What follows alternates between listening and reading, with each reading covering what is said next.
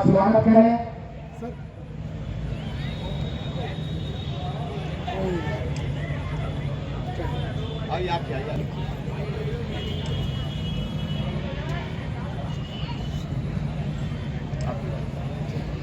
से किया जाए, इसके लिए मैं आपके ही इस नगर की बहुत अच्छी पत्रकार, बहुत अच्छा लिखने वाली सरिता सोनी को मैं आपकी तालियों के बीच में बुलाना चाहता हूं कि वो आकर के मां सरस्वती की वंदना प्रस्तुत करें।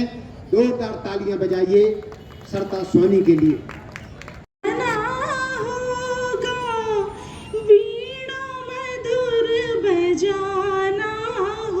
वाह वाह वाह वाह, मां शारदे तुम्हें आना होगा, वीणा मधुर बजाना होगा, मेरे मन मंदिर में मैया आना होगा, मां शारदे तुम्हें आना होगा, वीणा मधुर बजाना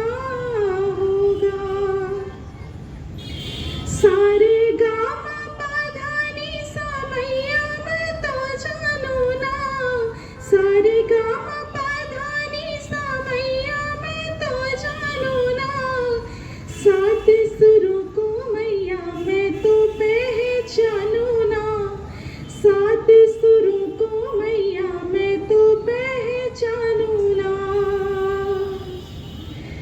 कंठ में मैया जी समाना होगा, वीणा मधुर बजाना होगा, मां शारदे तुम्हें आना होगा, वीणा मधुर बजाना होगा, तेरे बिना मैया मेरी साधना अधूरी है, तेरे बिना मैया मेरी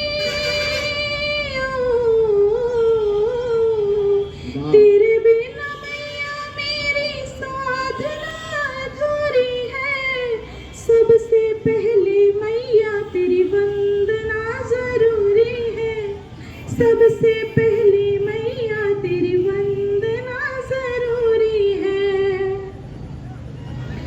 हम पर कृपा बरसाना वाह वाह वाह वाह वाह, वीणा मधुर बजाना होगा, मां शारदे तुम्हें आना होगा, वीणा मधुर बजाना होगा, वीणा मधुर बजाना होगा। धन्यवाद जी ने, लेकिन आप उतनी जो कुल्लड़ सबसे साजो, तेरह परमोला को आजो कुल्लड़ सबसे साजो, और पतिव्रता से पवित्र पात्र है सो मिल जाए न माजो, वाह वाह, आगी में से तब के निकलो देखो बिल्कुल ताजो, और ठंडो गरम कछु भी पी लो मुंह को करत बुलाजो, वो ओम प्रकाश विश्वास न हो गए अब आप अंदाजो, तेरह परमोला को आजो कुल्लड़ सबसे साजो, वाह वाह वाह वाह वाह, कुल्लड़ नहीं काऊ से कम है, कुल्लड़ में भी दम है, कुल्लड़ नहीं काऊ से कम है, कुल्लड़ में भी दम है, वो गिलास प्लास्टिक को का कर है वो तो खुद ही नरम है, भोजन भजन टकाव है नैया आदि में नहीं थम है, वो अगन परीक्षा इनकी ले लो समझो जान खत्म है, तो कुल्लड़ को धर ले चाहे जा जाखो कछु न गम है, कुल्लड़ नहीं काऊ से कम है, तो बच्चे संस्मरण मिलो के पत्नी की, अब सब जो तो कुदरत की देन है, ऐसी रहनी बनी हमारी भोटक जाए सुधारी, हम क्या करें, ऐसी रहनी बनी हमारी और भोटक जाए सुधारी, एक ब्याह में जब हम पहुंचे बोले आवा बारी, ऐसी रहनी बनी हमारी भोटक जाए सुधारी, एक ब्याह में जब हम पहुंचे बोले आवा बारी, ढूंढ दे झाड़ू फिर जा झट करो तक जारी, और ठंड को सीजन टेम ना हो निपट जाए बिहारी, ऐसी रहनी बनी हमारी भोटक जाए सुधारी, एक ब्याह में जब हम पहुंचे बोले आवो बारी, और पंडित जी कर गए मंदिर को पहुंच आ गए यार तिवारी, ऐसी रहनी बनी हमारी भौतिक जाए सुधारी। तो हम क्या करें, हम तो खूब सजत खूब धजत का होत बात है सकल। अब वो सकल ही ऐसी बनी हमारी, हम क्या करें। सकल देख मांगन लगत कंडक्टर साहब कराओ, सकल देख मांगन लगत कंडक्टर साहब कराओ। तो जोन यात्री ढीलो ढालो बाय दिखावे ताओ, बाय दिखावे ताओ चुअन्नी कम नहीं लेवे। वो कंडक्टर का उतरो उतरो क्लीनर तक ढक्का देवे। वाह सुनाओ ससुराल साहब हरो ससुराल भाई याद सब जैसे अबे जितने जने बैठे ये फिर रोको के पति पत्नी में खटपट ना हो तो, लेकिन हमारी खटपट नहीं हो, चाहे वो 15 परसा चढ़ा हो चाहे 25 को चाहे 5 को, खटपट नहीं भाई। उम्र हमारी हो रही लगभग देखो 60, उम्र हमारी हो रही लगभग देखो 60, और घरवारी की आज तक पिली ना हम पे डांट। उम्र हमारी हो रही लगभग देखो 60, घरवारी की आज तक पिली न हम पे डांट। बेजो कथ हम बोई करत, बेजो कथ हम बोई करत, अपनो बड़ो रिकॉर्ड। और बड़े भोर से सफर में भरत बाल्टी 8, बड़े भोर से सफर में भरत बाल्टी 8। उनको ये कई काम है दिन भर पूजा पाठ। उम्र हमारी हो रही लगभग देखो 60, और घरवारी की आज तक पिली न हम पे डांट। रुख देख के काम करत, रुख देख के काम करत, बिगड़न देत न माठ। तो घर में शांति चाहू ने तो जो ही सीख लो पाठ।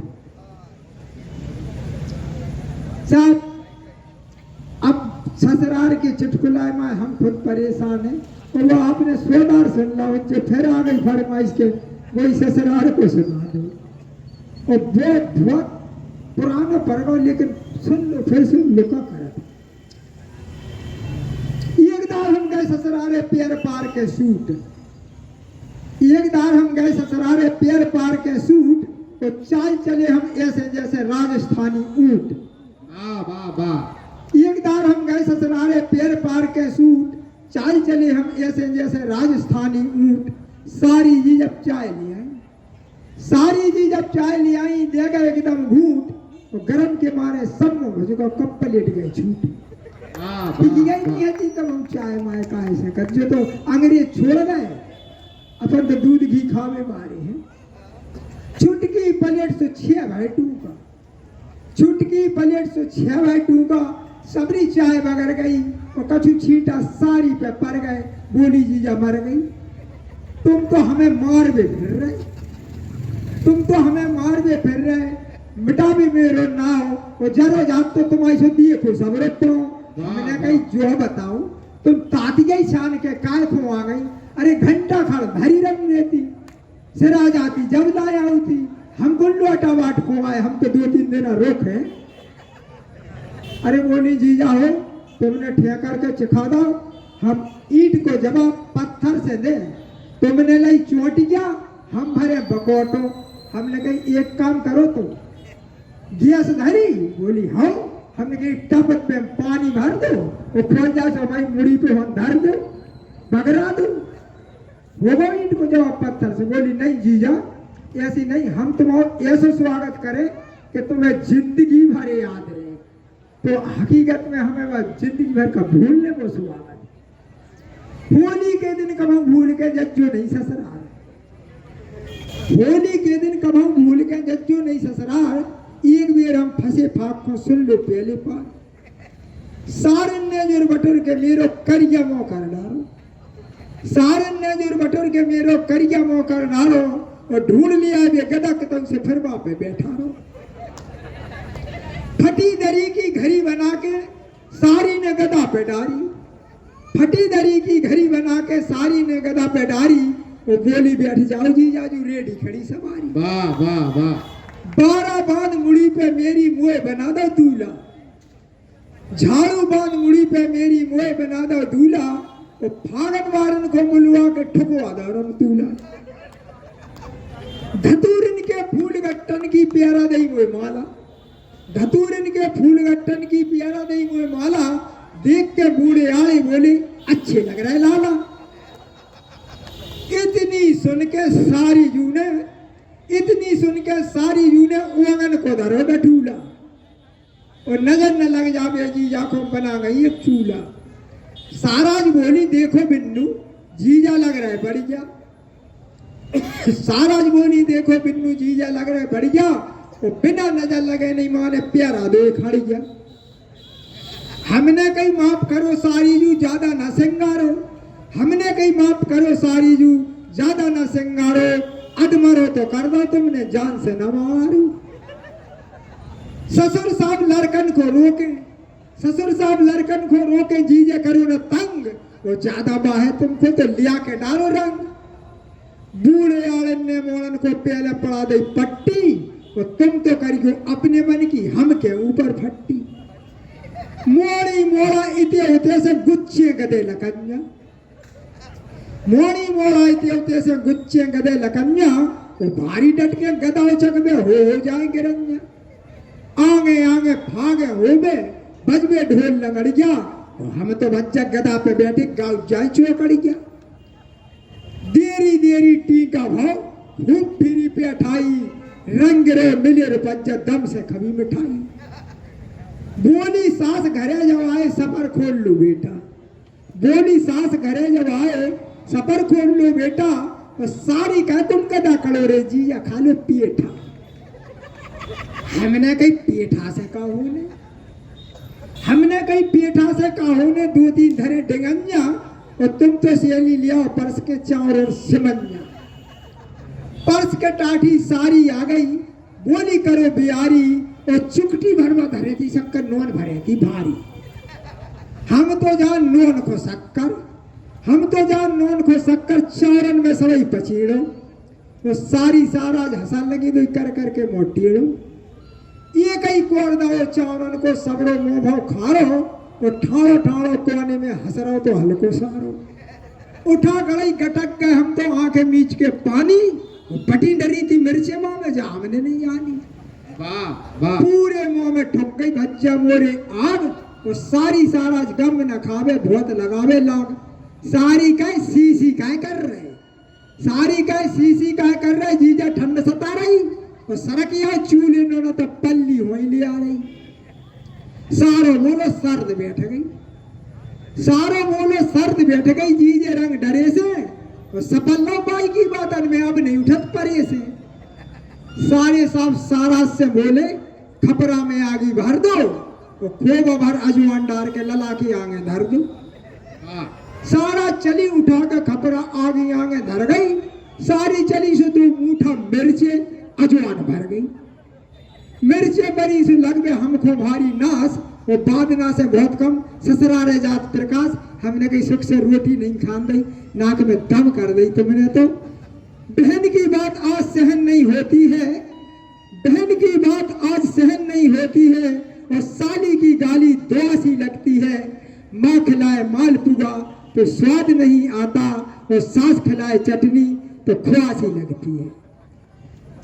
बच्चा हम गदा पे बैठे। हमने कहीं घरों पे बैठ के जब आए थे जब ये कहीं जागा टीका भाव तो गदा पे बैठ के आए सो देखो देरी देरी टीका भाव। हमने कही यार हमारा स्वागत इन्हें कर दो टीका अच्छो करवा दो घर घर। अब हम इनको ले आ जाए घर इनकी मेहमानी कर दी। हमें ही कछु स्वागत कर दे इनको। साहब हम गदा लेके घरे आए। अब मोड़ी मोहन ने देखो मोड़ी मोहन की चांद जुगनू सब तुझे तकते रहे सब भर। तेरी सूरत मेरी गजलों से ज्यादा खूबसूरत है। तेरी सूरत मेरी गजलों से ज्यादा खूबसूरत है। शेर आपके समझ में नहीं आया मैं एक शेर पढ़ता हूं। पसीने की करो पूजा तो किस्मत जाग जाएगी। ये समझ में आएगा। पसीने की करो पूजा तो किस्मत जाग जाएगी। कमाओगे जो मेहनत से गरीबी भाग जाएगी। हंसोगे मुस्कुराओगे पड़ोसन गाल चूमेगी। बुलाकर मुंह जो बैठोगे तो बीवी भाग जाएगी। वाह वाह वाह वाह वाह। यहाँ मोहब्बत की शायरी आप लोग सुनने आए हैं। मैं दो चार शेर और सुनाता हूँ उसके बाद मैं एक गजल आपको सुनाऊंगा। शेर यूं हुआ कि हमने देखा है सितारों को जमी पर गिरते, हमने देखा है सितारों को जमी पर गिरते, इसलिए अब हमें ऊंचाई से डर लगता है। हमने देखा है सितारों को जमी पर गिरते, इसलिए अब हमें ऊंचाई से डर लगता है। एक शेर यूं कि आंख में पानी अब उनकी शर्म का दिखता नहीं, आंख में पानी अब उनकी शर्म का दिखता नहीं, दो दो केले बांट कर दो लोग दानी हो गए। आप इतना अगर खामोशी सुनेंगे, मुझे ऐसा लग रहा जैसे आज इस मंच पे जो कवि बैठे उनको आप श्रद्धांजलि देने आए हैं, लिहाजा थोड़े से तालियां बजाते रहे। एक गजल के कुछ शेर पढ़ता हूं कि पहली नजर में वो हमें, पहली नजर में यार वो सीधी लगी मुझे, पहली नजर में यार वो सीधी लगी मुझे, देखा जो रंग रूप तो तितली लगी मुझे, पहली नजर में यार वो सीधी लगी मुझे, देखा जो रंग रूप तो तितली लगी मुझे, और हंसने की जो अदा है, पहली नजर में यार वो सीधी लगी मुझे, देखा जो रंग रूप तो तितली लगी मुझे। एक हाथ में हो कलम तो दूजे हाथ काली की गड़ासी होनी चाहिए, और मासूमों के साथ सृष्टि करते जो दुराचार, ऐसे दुष्ट भेड़ियों को फांसी होनी चाहिए। वाह वाह वाह ऐसे वाह दुष्ट भेड़ियों को फांसी होनी चाहिए। और जैसा कि दादा ने मेरा परिचय दिया हास्य व्यंग के लिए, तो मैं उसी विधा पे आती हूँ। आजकल विज्ञापनों का जो दौर है, हर चीज़ के विज्ञापन आप देख लीजिए। मैंने अभी 2 दिन पहले एक विज्ञापन देखा कवि सम्मेलन का, और जिसमें कवियों का रजिस्ट्रेशन भी कराना था, और जैसे कि किसी शोरूम के लिए देते हैं उसी तरह का कि उन्होंने 300 काट के उसमें 250 का लगाया, भाई आप 250 रुपये जमा करें और जाएं। बड़ी पीड़ा होती है ऐसे पोस्टर देख के, बैनर देख के। लेकिन एक विज्ञापन देने का मैं भी प्रयास करती हूँ।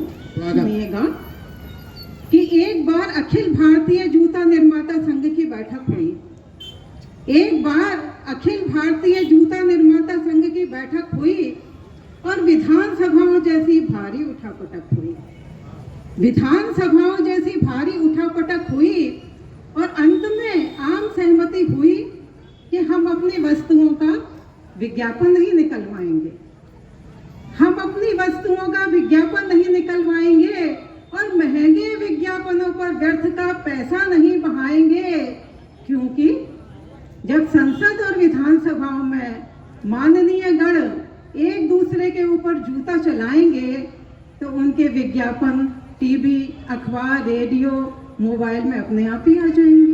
वाह वाह वाह वाह वाह। बस हमें दूरदर्शन वालों से थोड़ी सी सेटिंग मिलानी होगी। वाह।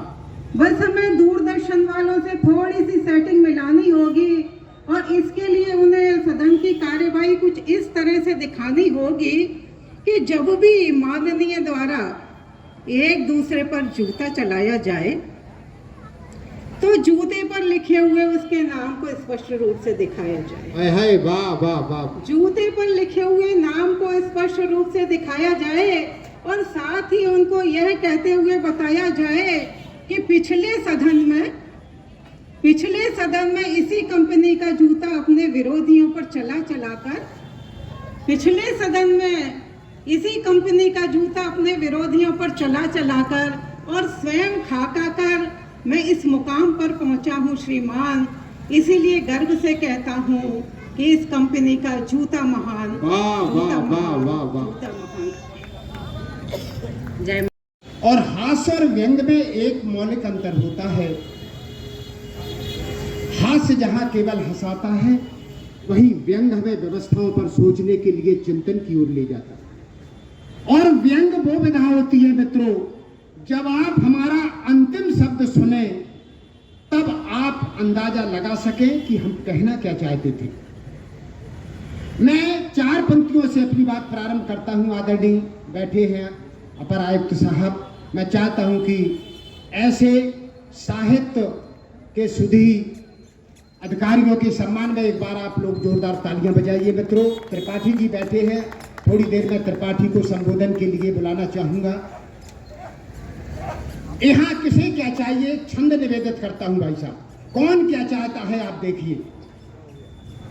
मंच का भी ध्यान आकर्षित करना चाहूंगा कि गधों को हरी घास, गधों को हरी घास, बहुओं को सीधी सास, गधों को हरी घास, बहुओं को सीधी सास, देश को विकास वाली राजनीति चाहिए। ओ बगिया को माली, दुष्ट आदमी को गाली, कभी शायरों को ताली, श्रोताओं को गीत चाहिए। और राजा को वजीर, पहलवान को शरीर, हर रांझा को हीर जैसा मन मीत चाहिए। ओ कोई कुछ चाहे, कोई कुछ चाहे या न चाहे, हर नाथ पर बाबा गुरमीत को हनी प्रीत चाहिए। ये भी संगतियां हैं मित्रों। और मैं एक छंद और निवेदित करता हूं भाई साहब। आदरणीय, मैं बता दूं कि मेरे एक ही बेटा है, इंजीनियर है, रायपुर में इस समय कार्यरत है।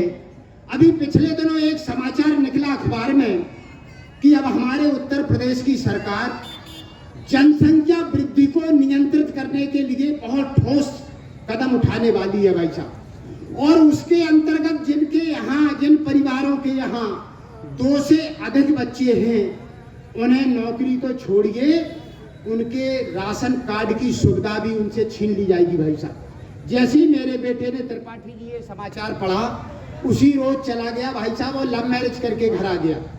मुझे और मेरी पत्नी को हवा तक नहीं लगी।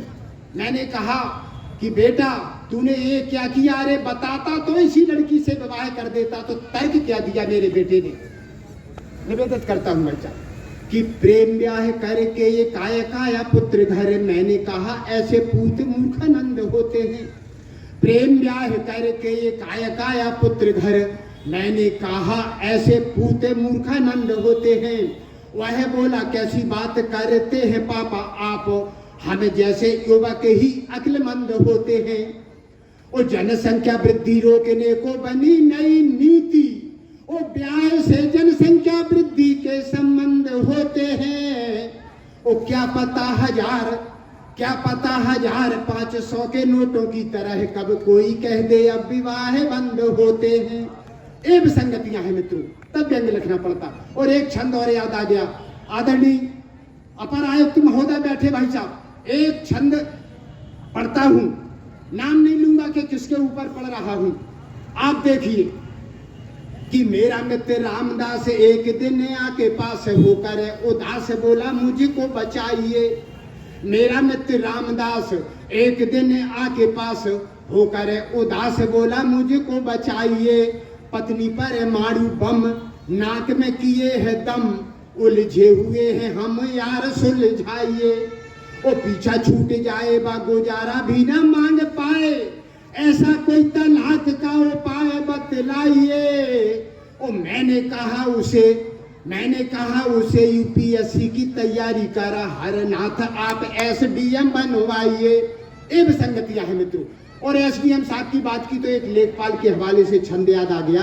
लेखपाल के हवाले से छंद सुनिए भाई साहब कि एक कुत्ता भौंकता था एक लेखपाल को, एक कुत्ता भौंकता था एक लेखपाल को, लेखपाल घर से निकल भी ना पाता।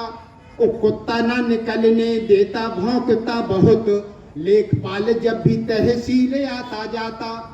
एक दिन होके परेशान लेखपाल बोला, साला बेवजह रोज भौंकता गुर्राता।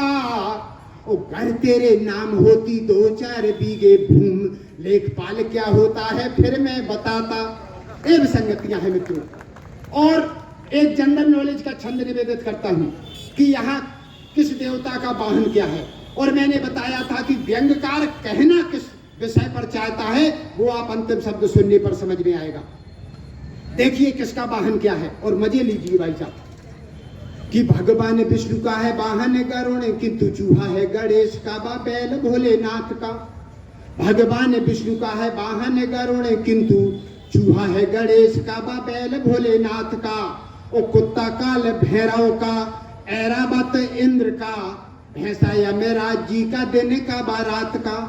ओ शारदे का वाहन धवल हंस लक्ष्मी का, वाहन उलूक धन संपदा के साथ का।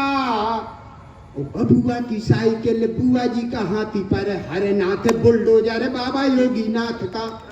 ए विसंगतियां भाई साहब। और एक छोटा सा व्यंग निवेदित करता हूं भाई साहब। व्यंग कब लिखना पड़ता है? जब हम जिनसे अपेक्षा करते हैं कि हमारी समाज का मार्गदर्शन करेंगे, जब उनके कारनामे समाज के सामने आते हैं तब व्यंग लिखना पड़ता भाई साहब। आप देखिए विशुद्ध व्यंग क्या होता है कि एक 4 साल के बालक ने अपने ही दोस्त का मर्डर किया और जाकर के पुलिस थाने में सरेंडर किया। थानेदार ने पूछा, क्या उस लड़के ने तुम्हारे साथ कोई अभद्रता की थी? लड़का बोला, हाँ, उसने मुझे गाली दी थी जो मुझसे सहन नहीं हुई। हालांकि उस गाली में मां बहन नहीं हुई। दरोगा ने पूछा, तो फिर क्या उस लड़के ने तुम्हें नीच, कमीना, चोर या डाकू कहा था? लड़का बोला, नहीं, उसने मुझे आसाराम बापू कहा था, उसने मुझे आसाराम बापू। और एक संस्कृत के नाम व्यंग सुनिए भाई साहब। ये व्यंग मैंने गोवा में जब मैं कवि सम्मेलन में गया था, उस दौरान एक घटना घटी, तब मैंने व्यंग लिखा। हमारे कवि दोस्तों ने कहा कि चलो बागा बीच घूम के आते हैं। हम लोग बागा बीच की तरफ घूमने गए। भाई साहब जा रहे थे कि एक 20-22 वर्ष का नौजवान हमारे सामने से निकला। जीन्स का पैंट, नीली टी शर्ट, आंखों में काला चश्मा, तेज चलता हुआ निकल गया।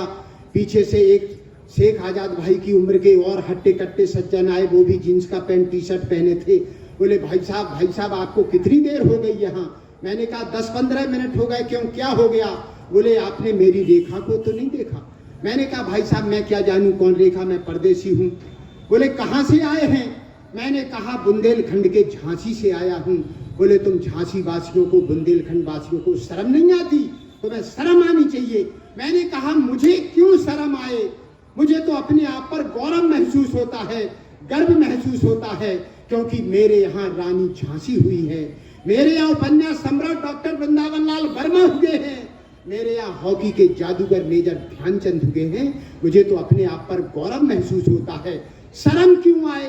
बोले, तुम्हें इस बात के लिए शर्म आनी चाहिए कि तुमने लड़की और लड़के की पहचान नहीं कर पाई। मैंने कहा, भाई साहब आपकी लड़की है? बोले, जी हाँ। मैंने कहा, शर्म मुझे नहीं, शर्म आपको आनी चाहिए, क्योंकि आप उसके पिता हैं। और नाराज हो गए, हमारी तरफ झपटे। बोले, क्या कहते हो, पिता है? मैं तो उसकी मां हूं। और जब इस संस्कृति का स्वरूप देखा तो एक व्यंग लिखा। अंतिम व्यंग निवेदित करता हूं भाई साहब कि एक 5 साल का बालक मेले में खोया, अपनी मां से बिछुड़कर जोर जोर से रोया। मैंने पानी पिलाया, मुंह धोया और कहा, बेटा यदि तुम अपनी मां की उंगली पकड़े होते तो मेले में इस तरह बिल्कुल नहीं खोते। क्या तुम्हें अपनी इस भूल का अफसोस नहीं है? बालक बोला, अंकल इसमें मेरा दोष नहीं है। बालक बोला, अंकल इसमें मेरा दोष नहीं है। अरे मम्मी ने स्वयं ही मुझे उंगली नहीं पकड़वाई थी, क्योंकि उन्होंने अभी अभी एक महंगी वाली नेल पॉलिश लगाई थी। चाहे बेटा खो जाए मित्रों, लेकिन अभी अभी एक महंगी वाली नेल पॉलिश लगाई थी। मैंने कहा, बेटा यदि तेरी माँ की उंगली में कोई नेल पॉलिश लगी थी, उनकी उंगली किसी महंगी पॉलिश से रंगी थी, तो तुम उनकी उंगली को विराम देते, उनकी साड़ी का पल्लू थाम लेते, तो तुम्हें कम से कम ये मुसीबत तो ना सहनी होती। बालक बोला, पल्लू तो तब पकड़ता जब मेरी माँ ने साड़ी पहनी होती। अरे पल्लू तो मैं तब पकड़ता जब माँ ने साड़ी पहनी होती। एक भारतीय महिला टेनिस खिलाड़ी को देख, मेरी माँ कल जिसे बाजार से खरीद लाई थी, वही स्कर्ट पहनकर आज मेले में आई थी। मैंने कहा, बेटा तो फिर तुम उनका वही स्कर्ट पकड़कर क्यों नहीं जा रहे थे? बालक बोला, स्कर्ट इतना ऊंचा था कि हम पहुंच ही नहीं पा रहे थे, स्कर्ट इतना ऊंचा था। मित्रों, और हमारे मंच पर जो बैठे हैं डिप्टी डायरेक्टर समाज कल्याण आदरणीय त्रिपाठी जी, SN त्रिपाठी साहब, मैं उन्हें उद्बोधन के लिए मंच पर बुलाना चाहता हूं, मित्रों आशीष वचनों के लिए। और मैं तो चाहूंगा कि यदि काव्यात्मक अपना उद्बोधन दे, कुछ कविता भी की भी पुट उसमें हो, मैं उन्हें 4 पंक्तियों से आमंत्रित करता हूं। आज विसंगतियां हो क्या गई हैं कि जहां पेड़ में 4 दाने लगे हैं, जहां पेड़ में 4 दाने लगे हैं, चारों तरफ से निशाने लगे हैं, और घड़ी दो घड़ी इनको पलकों में रख लो, यहाँ आते आते जमाने लगे हैं, यहाँ आते आते। एक बार जोरदार तालियां बजाएं। सारे बैठे होंगे। व्यंग गीत देखिए साहब, गीत भी व्यंग हो सकता है आदरणीय त्रिपाठी जी। गीत के माध्यम से भी हम व्यंग को कैसे कह सकते हैं। जिस विधा का मैंने गीत लिखा है उस गीत को उत्तम पुरुष का गीत कहते हैं, और अपनी तरफ से मैं कुछ नहीं कहूंगा, गीत स्वयं अपने बारे में बताएगा, वो विषय अपने बारे में बताएगा। विषय देखिए आप, वो विषय अपनी विशेषता को कैसे बताता है। और खादी ग्रामोद्योग विभाग को समर्पित करता हूं वो गीत। देखें विषय क्या है। मैं खादी हूं, मैं खादी हूं, खादी हूं, मैं खादी हूं, लोकतंत्र के स्तंभों में,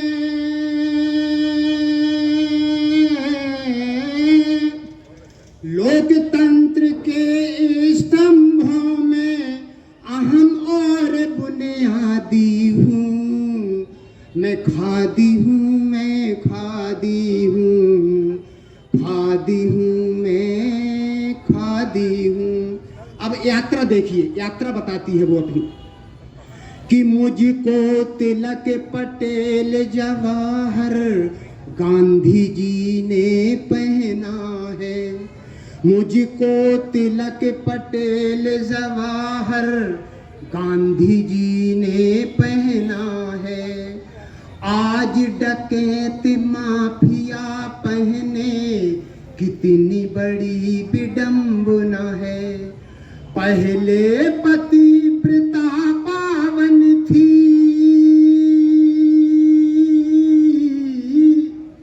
पहले पतिव्रता पावन थी, आज तवायफ जादी हूँ। मैं खादी हूँ, मैं खादी हूँ, खादी हूँ, मैं खादी हूँ। कपड़ा बाजारों में मेरी तूती बोला करती है, कपड़ा बाजारों में मेरी तूती बोला करती है। मखमल मलमल रेशम आगे पीछे डोला करती है। जींस की माँ खाकी की काकी, जींस की माँ खाकी की काकी, पॉलिस्टर की दादी हूँ। मैं खादी हूँ, मैं खादी हूँ, खादी हूँ, मैं खादी हूँ। महल बनाऊं छल फरेब झूठे वादों के गारे से, महल बनाऊं छल फरेब झूठे वादों के गारे से। जाति धर्म के झगड़े होते मेरे एक इशारे से, और हिटलर की अनुगामी हूँ मैं, हिटलर की अनुयायी हूँ, कहने को गांधीवादी हूँ। मैं खादी हूँ, मैं खादी हूँ, खादी हूँ, मैं खादी हूँ। जो मुझे, और आगे उसकी यात्रा देखें कि मुझे कर कांप उठे अधिकारी बाबू दफ्तर के, मुझे देख कर कांप उठे अधिकारी बाबू दफ्तर के। माथे पर आ जाए पसीना अच्छे अच्छे अफसर के, सचिवालय की सासों मां हूँ, सचिवालय की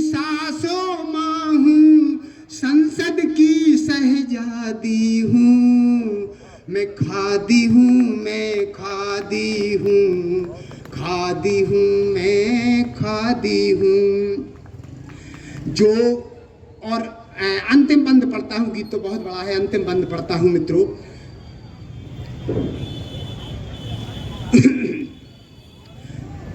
कि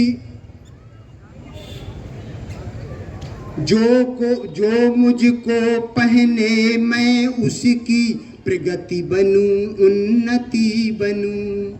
जो मुझको पहने मैं उसकी प्रगति बनूं, उन्नति बनूं। आयोजन सम्मेलन की हर नाथ हमेशा अतिथि बनूं। मैं आज खादी ग्रामोद्योग विभाग का बहुत बहुत आभार व्यक्त करता हूं मित्रों। मैं रात में ही नोएडा के कवि सम्मेलन में था। मैं इस विभाग का वाकई आभार व्यक्त करता हूं कि उन्होंने किसी ऐसे व्यक्ति को यहाँ मुख्य अतिथि नहीं बनाया, ईमानदार 2 अधिकारियों को यहाँ का अतिथि बनाया। एक बार उनके सम्मान में तालियां बजाइए मित्रों। वरना आप जानते हैं कि जिसके ऊपर मैं गीत पढ़ रहा हूँ वही अतिथि बन के बैठता है, उस पर दाग कितने भी लगे हों मित्रों। कि आयोजन सम्मेलन की हर नाथ हमेशा अतिथि बनूं। जो मुझको पहने मैं उसकी प्रगति बनूं, उन्नति बनूं। तुलादान सम्मान समापन, तुलादान सम्मान समापन उद्घाटन की आदि हूँ। मैं खादी हूँ, मैं खादी हूँ, खादी हूँ मैं, खादी हूँ। और आदरणीय एक छोटा सा व्यंग पढ़ के मैं सृष्टि जी को बुलाता हूँ। इस व्यंग पर मैं ये व्यंग इसलिए पढ़ना चाहता हूँ, इस व्यंग पर मुझे कन्याकुमारी के नागरकोविल के कवि सम्मेलन में उस समय की लोकसभा की अध्यक्षा आदरणीय मीरा कुमार जी ने यह कह के सम्मानित किया था कि ये क्लासिकल व्यंग है, इस समाज को आईना दिखाने वाला व्यंग है। मैं वो व्यंग पढ़ना चाहता हूँ आपके सामने। हमारे देश की संस्कृति क्या थी आदरणीय, हमारे देश का साहित्य क्या था। हम रंग दे बसंती चोला वंदे मातरम, जहाँ डाल डाल पर सोने की चिड़ियाँ करती हैं बसेरा, हम ऐसे साहित्य से चले थे। आदरणीय त्रिपाठी जी ने अभी पढ़ी रचना मित्रों, बुंदेले हर बोलों के मुंह, हमने सुनी कहानी थी खूब लड़ी। हम ऐसे साहित्य से चले थे और आज कैसा साहित्य परोसा जाता है हमें। ये फिल्मी दुनिया की एक ऐसी षड्यंत्र भरी चाल है मित्रों कि हमारे साहित्य को कुचलने का एक षड्यंत्र है, पाश्चात्य साहित्य को हमारे यहाँ परोसने का षड्यंत्र है। ऐसे ऐसे गीत आते हैं जिनमें ना कोई भाव है, ना शिक्षा है, ना संगीत है। अभी हम एक दिन आदरणीय त्रिपाठी जी टीवी पर गाना आ रहा था, खींच मेरी फोटो तू, खींच मेरी फोटो तू, खींच मेरी फोटो पिया। कुछ नहीं हुआ, पूरे गीत भर फोटो खींचती रही भाई साहब, और पता भी नहीं चला कि फोटो खींच भी पाई या नहीं खींच पाई। ये साहित्य नहीं था हमारे भारत का। हम बहुत अच्छे साहित्यकारों से चले थे और ना हमारे देश की ये संस्कृति थी जो आज संस्कृति परोसी जा रही है। एक बहुत अच्छी नायिका है मल्लिका शेरावत, मैं उनकी कला की कद्र करता हूँ, लेकिन संस्कृत के प्रति जो उनका रवैया है, जो उनका आचरण है, मैं घोर निंदा करता हूँ भाई साहब। हद हो गई। पिछले दिनों तो 1.5 मीटर का कपड़ा लेकर के टेलर के पास पहुंच गई, बोली टेलर मास्टर मेरे 7 जोड़ी ड्रेस बना दो। टेलर ने कपड़ा नापा, केवल 1.5 मीटर कपड़ा। टेलर माथा पकड़ के बैठ गया, बोली क्या सोच रहे हो कि 7 जोड़ी ड्रेस नहीं बनेंगे। टेलर मुझ जैसा साहब हाजिर जवाब था, बोले नहीं मैडम, हम तो ये सोच रहे हैं कि 7 जोड़ी ड्रेस बनाने के बाद जो कपड़ा बचेगा उसका क्या करना है। ये संस्कृति नहीं थी मित्रों हमारी, ना ये साहित्य था जो आज परोसा जाता है। हमारे एक बहुत अच्छे मित्र त्रिपाठी जी हो गए हैं, बहुत अच्छे व्यंगकार थे, दीपक त्रिपाठी जानते हैं। मेरा और उनका साथ साथ एक्सीडेंट हुआ था, वो बेचारे एक्सीडेंट में चल बसे। बहुत अच्छे व्यंग के कवि थे, मुझे चोटें आई थी। उन्होंने लिखा था एक व्यंग कि यदि आज के दुशासन से कहा जाए कि तुम मुंबई जाओ और तुम्हें कोई द्रौपदी नजर आए तो उसके तन से चीर हरण करके लाओ, तो वहां द्रौपदियां तो सैकड़ों हजारों की संख्या में मिलेंगी, लेकिन उनके तन पर चीर नहीं मिलेगा, तो बेचारा क्या हरण करेगा। लेकिन मैं बता दूं कि व्यंग वो विधा होती है कि हम ऐसी द्रौपदी का भी चीर हर सकते हैं जिसके तन पर चीर भी ना हो। व्यंग उसे कहते हैं। तब मीरा कुमार जी ने क्लासिकल व्यंग कह के मुझे सम्मानित किया था। मैं वो व्यंग निवेदित करता हूँ और आज के साहित्य और संस्कृति को आईना दिखाता हुआ व्यंग पढ़ता हूँ कि कल रात स्वप्न में हम इंद्रलोक जा पहुंचे। कल रात स्वप्न में हम इंद्रलोक जा पहुंचे तो वहां उर्वशी, मेनका, रंभा सब नदारद और मल्लिका शेरावत के लग रहे थे ठुमके। स्वप्न है भाई साहब। और मल्लिका शेरावत के लग रहे थे ठुमके। देह पर नाके बराबर वस्त्र, सबसे कम वस्त्र पहनने वाली, सबसे छोटे वस्त्र पहनने वाली नायिका कि देह पर नाके बराबर वस्त्र, और देवता देखने में मस्त, और देवता देखने में मस्त, और कामदेव की मस्ती का तो क्या कहना। गा उठे कजरारे कजरारे तेरे कारे कारे नैना। ये साहित्य नहीं था मित्रों हमारे भारत देश का कि कामदेव की मस्ती का भी क्या कहना। गा उठे कजरारे कजरारे तेरे कारे कारे नैना। तभी वहां दोपहर से शाम हुई तो एक तरफ मुन्नी बदनाम हुई और दूसरी तरफ सामने आई ज्यों ही शीला की जवानी। ये साहित्य था मित्रों हमारा। ये साहित्य परोसा जाता कि दूसरी तरफ सामने आई ज्यों ही शीला की जवानी। तो वहां बैठे कुछ देवताओं की आंखों में आ गया पानी। पानी आते ही वहां बैठा गुरु बदला, गुरु का शिष्य बदला, साथ ही मेरे स्वप्न का परिदृश्य बदला। परिदृश्य बदलते ही अज्ञानी बदल गए, ज्ञानवान बदल गए, और तो और इंद्र भगवान बदल गए, और तो और इंद्र भगवान बदल गए, और वे धृतराष्ट्र बनकर हस्तिनापुर का गौरव बन गए। मल्लिका द्रौपदी बन गई, देवता कौरव बन गए। मल्लिका द्रौपदी बन गई, देवता कौरव बन गए, और दुशासन उस द्रौपदी को खींचकर दरबार में लाया। उसे देखते ही दुर्योधन चिल्लाया, इसने हमारे खानदान की बेइज्जती की, लिहाजा इसकी इज्जत का भी तमाशा बना दो, और इसकी बेइज्जती तो बस इसी में होगी कि इसे एक सुंदर साड़ी पहना दो। अरे इसका चीरहरण तो इसमें होगा कि इसे एक सुंदर साड़ी पहना दो। यह सुनकर दुशासन एक सुंदर बनारसी साड़ी लाया। जैसे ही उसने उसे पहनाया उसके हृदय में उथल पुथल होने लगी और वह चीख चीख कर रोने लगी, मुझे यूं ही रहने दो, मुझे ये साड़ी मत पहनाओ। अरे कन्हैया तुम कहाँ हो, आकर इज्जत बचाओ। अरे कन्हैया तुम कहाँ हो, आकर इज्जत बचाओ। उसकी पुकार सुनकर जेएनयू के एक कन्हैया कुमार ने दौड़ लगाई, उसकी देह से साड़ी हटाई, उसकी इज्जत बचाई। तब उसकी जान में जान आई। वो बोली, कन्हैया यदि आज तुम उस कन्हैया की तरह, यदि आज तुम समय से आकर मेरी सुध ना लेते तो ये लोग तो मुझे साड़ी ही पहना देते, तो ये लोग तो मुझे साड़ी ही पहना देते। और यदि आज मेरे साथ साड़ी का झंझट हो जाता तो मेरा तो कैरियर ही चौपट हो जाता। कैरियर की चिंता है, संस्कृति बचाने की चिंता नहीं है मित्रों। तब मुझ जैसे व्यंगकारों को व्यंग लिखना पड़ता है कि यदि आज मेरे साथ साड़ी का झंझट हो जाता तो मेरा तो कैरियर ही चौपट हो जाता, और यदि आज मेरे कैरियर में दरार पड़ जाती तो मैं देह प्रदर्शन की दौड़ में राखी सावंत से पिछड़ जाती। Thank you Kanhaiya, thank you Kanhaiya. वो बोला, mention not Mallika, mention not Mallika. ठीक है, क्या हो गए और क्या होंगे अभी, हम कौन थे, क्या हो गए और क्या होंगे अभी। आओ विचारें आज मिलकर ये समस्याएं सभी। राष्ट्रकवि मैथिली शरण गुप्त की ये पंक्तियां इस प्रांगण में जो हमारे लोग बैठे हुए हैं उनके लिए बड़े सोचने की ज़रूरत है।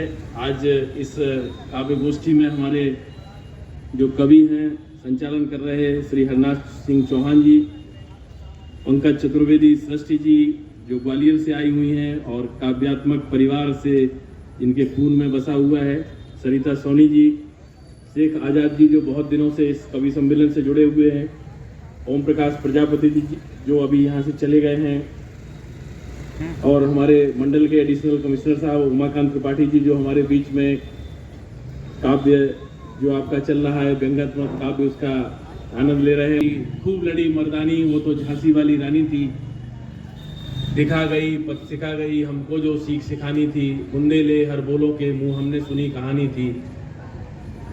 अभी उम्र कुल 23 की थी, मनोज नहीं अवतारी थी, हमको जीवित करने आई वन स्वतंत्रता नारी थी। दिखा गई पद सिखा गई, हमको जो सीख सिखानी थी। वाह वाह वाह, बुंदेले हर बोलों के मुंह हमने सुनी कहानी थी। घोड़ा अड़ा नया घोड़ा था, घोड़ा अड़ा नया घोड़ा था, इतने में आ गए सवार। रानी एक शत्रु बहुतेरे करने लगे बार पर बार। वाह वाह वाह वाह, घायल होकर गिरी सिंगनी, उसे वीर गति पानी थी। बुंदेले हर बोलों के मुंह हमने सुनी कहानी थी। वाह वाह वाह। आप तो यहाँ व्यंग की जो कविता है उनका बड़ा आनंद ले रहे हैं। और व्यंग एक ऐसी विधा है कि अगर आपको कोई बात कहनी है और अगर आप साहित्य के कविता के माध्यम से कहें तो उसमें अच्छा भी लगता है और बड़ी उसकी धार और मार जो है वो बड़ी दूर तक होती है और वो सोचने को मजबूर करती है। आप लोग इस जो कविता पाठ चल रहा था इसमें बड़े तल्लीनता से और तन्मयता से यहाँ सुन रहे थे। ये बहुत अच्छी बात है। जितनी हमारी खादी ग्रामोद्योग की यहाँ दुकानें लगी हुई हैं वो भी सब लोग सुन रहे थे। हम लोगों को कविता से दूर करने वाला आखिर कौन है? जब हम लोग पढ़ते हैं, जब क्लास में होते हैं, तो जब कविता कोई आती है तो बिल्कुल अंदर तक चली जाती है। और उसके बाद जो हमारा मोबाइल आया इसने भी हमारा पूरा समय ले लिया। तो आज ये सोचने का समय है कि हम लोग अपने बच्चों को उन कवियों के प्रति जिन्होंने अपना पूरा जीवन लगा दिया, उनके लिए हम बच्चों से कहें कि आप किताबें पढ़िए। बच्चे किताब से दूर हो रहे हैं। जो भी कविता उन्हें अच्छे लगे, जो भी काव्यात्मक साहित्य उन्हें अच्छा लगे, उनको पढ़ने के लिए प्रेरित करने की जिम्मेदारी हमारी है। चाहे रहीम कवि हो, चाहे तुलसीदास हो, चाहे छायावाद के कवि हो। रहीम कहते हैं कि रहमन निज मन की व्यथा, मन ही राखो गोए। जो मन की व्यथा है वो रहीम कवि कहते हैं कि मन में गोए करके रख लीजिए। गोए का मतलब होता है जब रस्सी टूट जाती थी तो उसको एक जगह से जोड़ते थे तो वहां ऐसी गांठ लगाते थे कि वहां से नहीं टूटती थी। इसका मतलब कि आदमी जब दुखित होता है और दुखित के बाद फिर व्यथित होता है, तो अगर व्यथा है इसकी तो किसी से कहना नहीं है। अगर कहा तो क्या होगा? सुन उठले हैं लोग सब बांट न ले है कोई, कि लोग इठलाएंगे आपकी बात सुन करके और कोई उसको बांटेगा नहीं। तो कविता में कितनी ताकत है, कितनी धार है, कितनी तेज है, कितना बल है उसमें कि वो शब्दों को कैसे एक एक शब्द का कितना गहन और व्यापक अर्थ होता है। जैसे केशव दास जी का ने लिखा है कि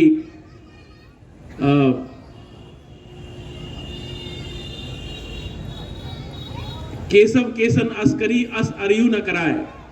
केशव दास जी कहते हैं कि बालों ने जब बाल सफेद हो गए तो ऐसा किया कि किसी दुश्मन को भी न कराए। केशव केसन अस्करी अस अरिहु न कराए, चंद्र बदन मृगलोचनी बाबा कह के जाए। जो नई नई लड़कियां हैं वो बाबा कह के चली जाती बालों के कारण, बाल जल्दी सफेद हो गए उनके। तो देखिए कितना कवियों के जो हृदय से निकली बातें थी वो नई पीढ़ी को सिखाने की जिम्मेदारी हम लोगों की है कि हम खुद भी पढ़ें, खुद साहित्य से जुड़ें, कविताओं से जुड़ें और बच्चों को किताबें लाकर दें, उनके साथ बैठें, उनके साथ समय बिताएं।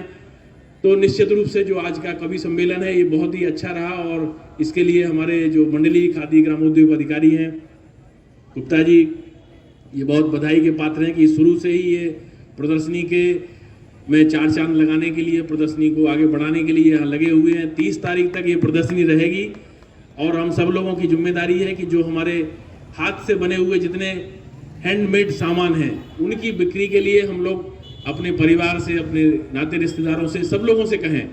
अभी हमारी एडिशनल कमिश्नर साहब से बात हो रही थी कि प्रतापगढ़ का जो आंवला यहाँ प्रोडक्ट आए हुए हैं, यहाँ बहुत धूम मचाए हुए हैं। तो सर ने कहा कि ये कहाँ खादी में आता आंवला? तो हमने बताया कि सर हैंडमेड के जितने सामान हैं हाथ से बनने वाले वो सब हमारे इस खादी प्रदर्शनी में है। और हम लोग चाहते हैं कि इस तरह के सरकार जो आयोजन करती है कि आप लोगों को, सब लोगों को यहाँ निःशुल्क दुकानें उपलब्ध कराई हैं, निःशुल्क सभी व्यवस्थाएं। ये बीच बीच में इस प्रकार के रोज कोई ना कोई कार्यक्रम, सांस्कृतिक कार्यक्रम, कवि सम्मेलन या इस तरह की व्यवस्थाएं की जा रही हैं ताकि लोग यहाँ आए और यहाँ जो हमारे जमीन से जुड़े लोग हैं, चाहे माटी कला के जितना सारा हमारा उत्पाद यहाँ लगा हुआ है, माटी कला बोर्ड से पिछले वर्ष हम आए हुए थे, देखा था बहुत सारे इनके राज्य स्तर के पुरस्कार इनको मिले हुए थे, बहुत अच्छा उनको काम था। तो इन सब चीज़ों से जुड़ेंगे हम लोग, क्योंकि बाहर में बहुत सारी आर्टिफिशियल चीज़ें आ रही हैं जो न केवल हमारे लिए नुकसानदायक हैं बल्कि पर्यावरण के लिए भी बहुत नुकसानदायक हैं। तो ये हम समझो लोगों की जिम्मेदारी है कि माटी का जितना अच्छा प्रोडक्ट यहाँ बनाए गए हैं दिवाली दशहरे के लिए हम लोग स्वयं लें, अपने नाते रिश्तेदारों से कहें, जितना प्रचार हो सकता है उसको कहें। और आज हमें इस मौके पर बुलाया गया, हम बहुत बहुत आभारी हैं मंडली खादी अधिकारी के कि इन्होंने हमें यहाँ बोलने का मौका दिया। और वास्तव में कवियों को तो हम सुन रहे थे तो बहुत ही अच्छा लगा। हम बहुत पुराने समय में अपने लौटाए कि जब हम स्वयं कविता से जुड़ने का प्रयास करते थे, पढ़ते थे और साहित्य से हमारा जुड़ाव था, तो सब लोगों ने हमारी बात को सुना और बहुत हमको यहाँ अच्छा लगा। और सब लोग, इतने सारे लोग यहाँ कवि सम्मेलन में उपस्थित हुए, उनका भी हृदय से आभार। जय हिंद, जय भारत। माल्यार्पण करके स्वागत करने जा रहे हैं मित्रों। ये शायर बहुत अच्छे शेख आजाद भाई को माल्यार्पण स्वागत किया जा रहा हमारे मंच पर।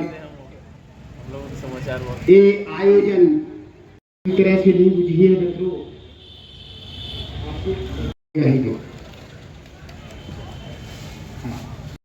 हमारे हस्तशिल्पी जो कन्या से कश्मीर तक पधारे हुए हैं तो आपके लिए पलक पावड़े आपके ब्याह का इंतजार कर रहे हैं। और ये मेला 30 तारीख तक है, 29 तारीख को धनतेरस है और कल संडे का दिन है। तो हमारा